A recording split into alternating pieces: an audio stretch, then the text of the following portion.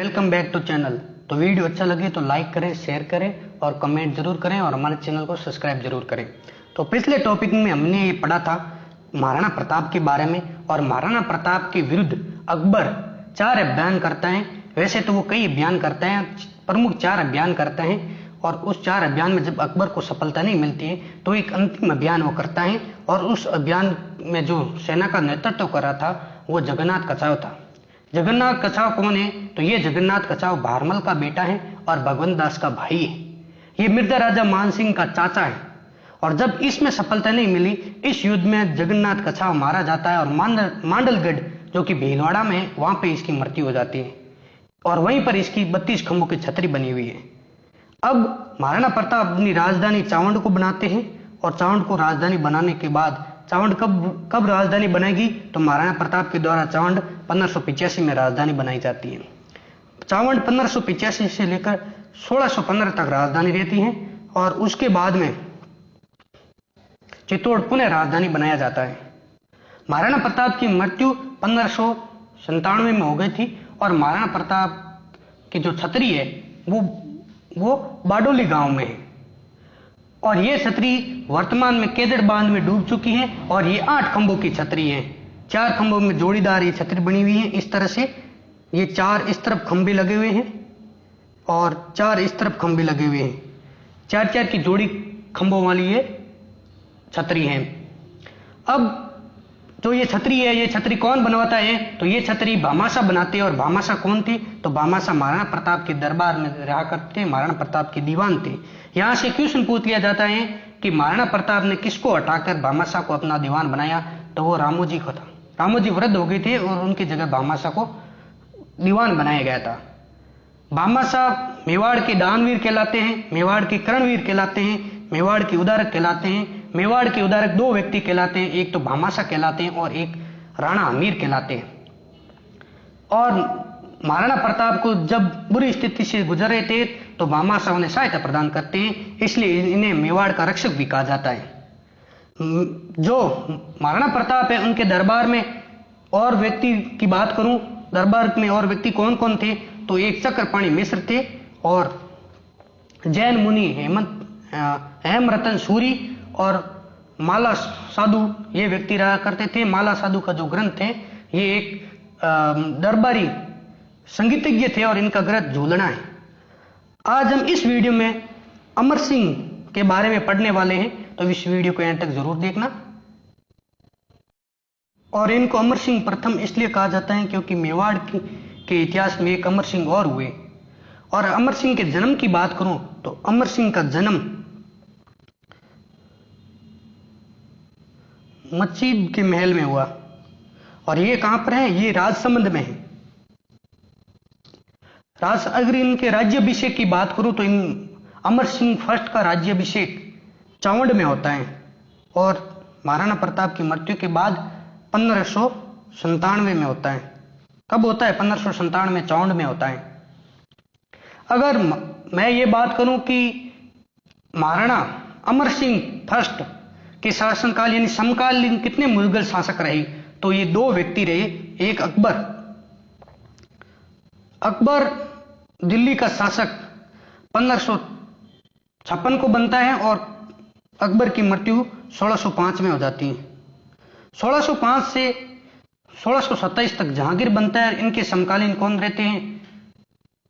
अमर सिंह रहते हैं। अमर सिंह की मृत्यु 1620 में हो जाती है, और जहांगीर की मृत्यु बाद में होती है। अब अमर सिंह ने सन 1597 से सन 1605 तक, सुनिएगा, 1605 तक अकबर से संघर्ष किया। और इसके बाद में जब अकबर जी ऐसे संघर्ष कर रहे थे, तब ये हरिदास झाला से मिलकर नेतृत्व में, हरिदास झाला के नेतृत्व में एक अलग से एक सैनिक विभाग बनाते हैं। अमर सिंह एक अलग से सैनिक विभाग बनाते हैं, और अकबर की मृत्यु के बाद 1605 से लेकर 1615 तक जहांगीर से संघर्ष करते हैं। और जहांगीर ने क्या किया? जहांगीर ने जो अपना दरबार था वो दरबार अजमेर में लगा दिया और अकबर के दुर्ग में लगा दिया।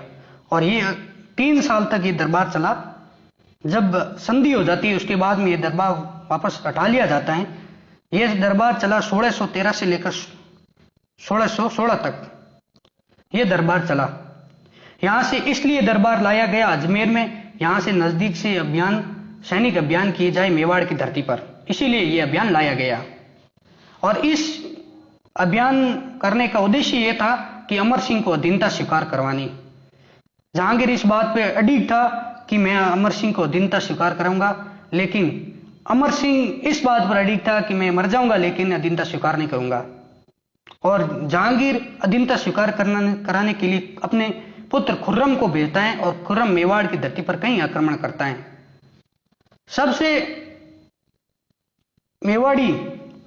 सबसे ज्यादा मेवाड़ी सेना डर गई, सरदार डर गए और तलवारें डालने लगे।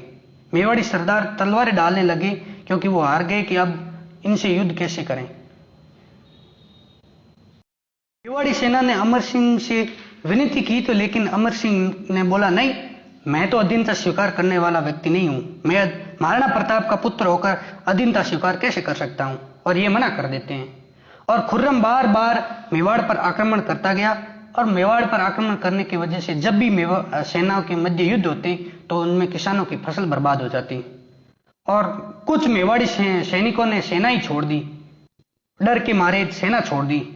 और इस इतनी स्थिति खराब होने के बाद में जो मेवाड़ के युवराज थे कर्ण सिंह और हरिदास झाला के नेतृत्व में महाराणा अमर सिंह को समझाया जाता है, उनसे विनती की जाती है कि महाराणा अमर सिंह अगर आप सिसोदिया वंश को जीवित रखना चाहते हैं तो मुगलों के साथ संधि करनी पड़ेगी।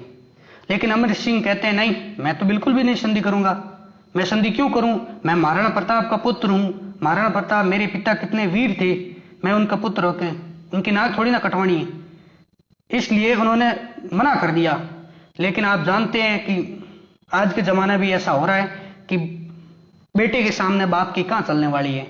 और करण सिंह अपने पिता से विनती करता है लेकिन पिता नहीं मानते हैं तो करण सिंह अड़ीग हो जाता है। करण सिंह सामने ये कहने लग जाता है कि आप चाहते हैं कि सिसोदिया वंश का अंत हो, इसलिए अमर सिंह कुछ नहीं कहते हैं लेकिन क्रोधित हो जाते हैं और क्रोधित होकर राजपाट से संन्यास ले लेते हैं। अब करण सिंह उनके जीते जी उनके राजपाट पे नहीं बैठता है और वो कहता है कि जब पिता की मृत्यु होगी, जब पिता संसार को छोड़कर जाएंगे तब मैं इस राजपाट को संभालूंगा। और उसमें करण सिंह ये प्रण लेता है कि जब तक पिता है जब तक मैं शासन पे नहीं बैठूंगा। और करण सिंह मुगलों को आमंत्रित करता है, मुगलों से कहते हैं कि आप आओ हमारे साथ संधि करो, अब मैं हम तैयार हैं। लेकिन अमर सिंह अब नाराज था और शासन का संचालन शासन पे ना बैठते हुए करण सिंह कर रहा था। करण सिंह जो युवराज था, युवराज कर रहा था करण सिंह, और इसने कहा कि मैं मेवाड़ के हित में सोचूंगा। अब मुझे मेवाड़ का दर्द देखा नहीं जा रहा है, बहुत तड़पाया है इन मुगलों ने हमें, अब ये दर्द सहा नहीं जा रहा है। अब करण सिंह आमंत्रित करते हैं और मुगल की तरफ से प्रस्ताव भेजते हैं, मुगलों को प्रस्ताव भेजते हैं और इस तरह से ये संधि होती है 5 फरवरी को संधि होती है। 5 फरवरी 1615 को ये संधि होती है। अगर मैं बात करूं ये संधि की ना किसके शासनकाल में हुई तो इस समय करण सिंह शासनकाल पे नहीं थे, क्योंकि करण सिंह ने ये कहा कि मैं अपने पिता के होते राजगद्दी पर नहीं बैठूंगा, इसलिए ये संधि जहांगीर और करण सिंह के मध्य नहीं हुई, ये जहांगीर और अमर सिंह के मध्य हुई। और इस तरह ये संधि जहांगीर और अमर सिंह के मध्य होती है और 5 फरवरी 1615 को होती है। लेकिन इस संधि से अमर सिंह बहुत ही नाराज थी, अमर सिंह प्रथम बहुत नाराज थे। उन्होंने कहा कि मैं इस संधि के पक्ष में नहीं हूं, लेकिन बेटे के सामने बाप की कहां चलने वाली थी। और उस तरह पे हरिदास झाला भी बेटे के साथ आ गए थे, इसलिए अमर सिंह ने कुछ कहा नहीं और राजपाट छोड़ दिया। अब इस संधि की शर्त क्या थी, यह संधि किस किस के मध्य हुई, तो ये जहांगीर और अमर सिंह के मध्य हुई। अमर सिंह, महाराणा अमर सिंह प्रथम, इनके मध्य हुई, इनके मध्य ये संधि होती है। और इस संधि की जो शर्त थी, इस संधि की जो पहली शर्त थी वो शर्त ये थी कि मेवाड़ के महाराणा मुगलों के दरबार में उपस्थित नहीं होंगे। अब कहां से होंगे? अमर सिंह तो नाराज हो गए और करण सिंह अभी तक शासन पे बैठे नहीं है, तो कहां से आएंगे मुगलों के दरबार में? इसलिए यह शर्त रखी गई कि मेवाड़ के शासन महाराणा मुगल दरबार में उपस्थित नहीं होंगे।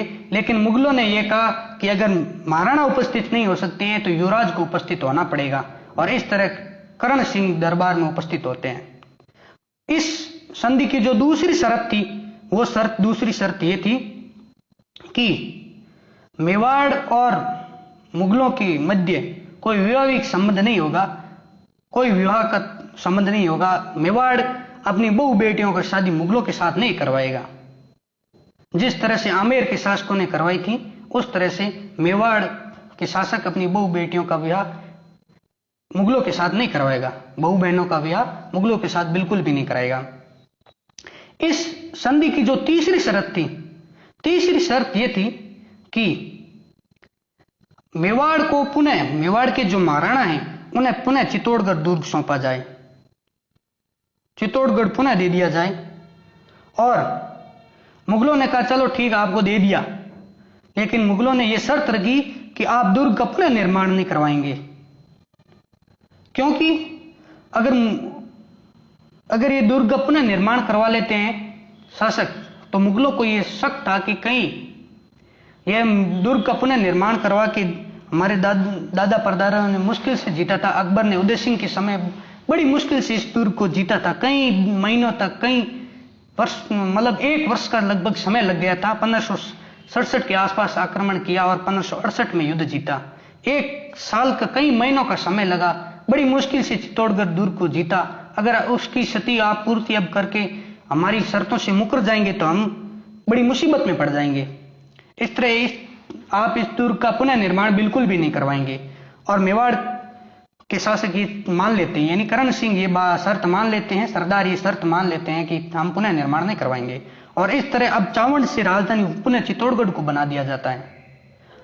अब मेवाड़ के युवराज को मुगल दरबार में चौथी शर्त यह थी कि मेवाड़ के युवराज को मुगल दरबार में कितनी मनसब प्राप्त थी?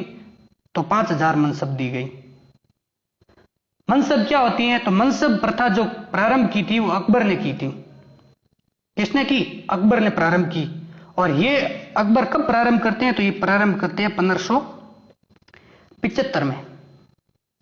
1575 में सर्वप्रथम अकबर ने ये प्रारंभ किया। और मनसब शब्द की बात करूं, वैसे तो ये फारसी शब्द है, लेकिन मूल रूप से ये शब्द अरबी शब्द है और इसका मतलब होता है पद, रैंक। पद होते हैं ना, पद, ये मतलब होता है मनसब का। और मनसब प्रथा क्यों प्रारंभ की गई?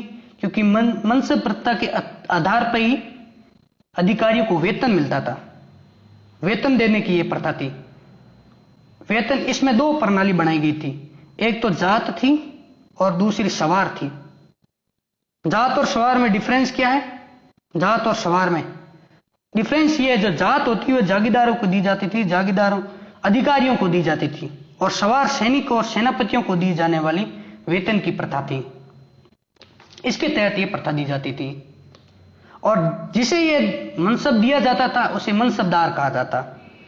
और इस तरह से करण सिंह पहले युवराज थे या पहले शासक थे मेवाड़ के, जो मुगलों के दरबार में गए। ये पहले व्यक्ति थे, इससे पहले कोई नहीं गया था।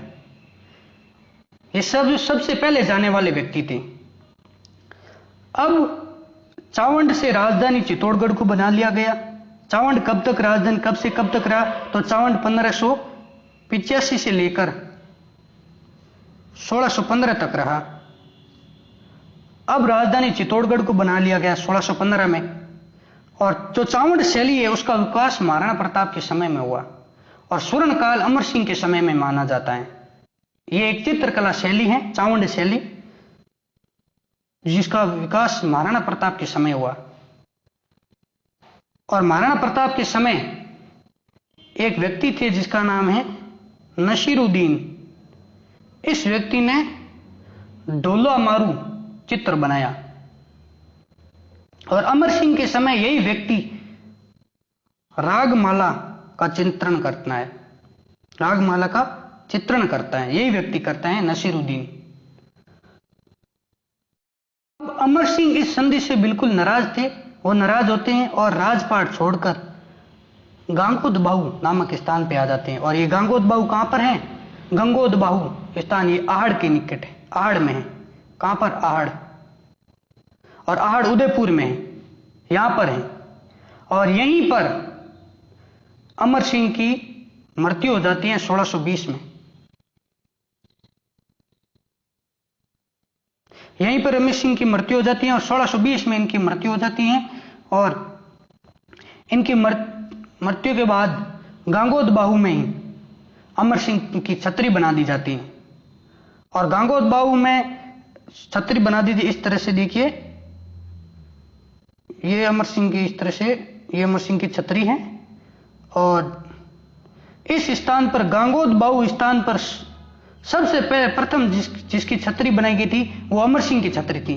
और जो दूसरी छतरी बनाई गई वो इनके पुत्र कर्ण सिंह की छतरी बनाई गई। अब अमर सिंह की मृत्यु के बाद जितने भी शासक हुए उनका अंतिम संस्कार इसी स्थान पर हुआ, गांगोदबाहु नामक स्थान पर। गांगोदबाहु नामक स्थान पर सभी जो शासक हुए, सिसोदिया शासक हुए, उनका अंतिम संस्कार यही होता है। और प्रथम छतरी किसकी है? प्रथम छतरी अमर सिंह की है। और द्वितीय छतरी किसकी है? तो द्वितीय छतरी कर्ण सिंह की है, अमर सिंह के पुत्र कर्ण सिंह की है। अब जो ये स्थान है इसे क्या कहा जाता है? तो इसे कहा जाता है महासतिया। जो ये स्थान है जहां ये अंतिम संस्कार होता है वह उस स्थान का नाम है महासतिया। महासतिया राजस्थान में दो है, इसमें बिल्कुल भी कंफ्यूज मत होइएगा। एक महासतियों का टीला है और एक महासतिया है। महासतिया सिसोदिया वंश के शाही शमशान घाट है और महासतियों का टीला बागोर सभ्यता जो कि भीलवाड़ा में है। और ये खनन स्थल है, उत्खनन स्थल है, यहाँ पर उत्खनन की हुए थी जो कि बागोर सभ्यता में है और ये कोठारी नदी के किनारे है। लेकिन ये महासतिया जो स्थान है ये मेवाड़ के सिसोदिया वंश के शाही शमशान घाट है। और इसमें जो प्रथम छतरी है वो प्रथम छतरी अमर सिंह की है और द्वितीय छतरी है वो कर्ण सिंह की है। और इस तरह से कर्ण सिंह अगले शासक बनते हैं। जब अमर सिंह की मृत्यु होती है तब कर्ण सिंह अगले शासक बनते हैं और पिता की मृत्यु के बाद बनते हैं। जब तक वो राम के भाई भरत की तरह शासन पर नहीं बैठते हैं। और वहां भाई था, बड़ा भाई था, यहाँ पे पिता है।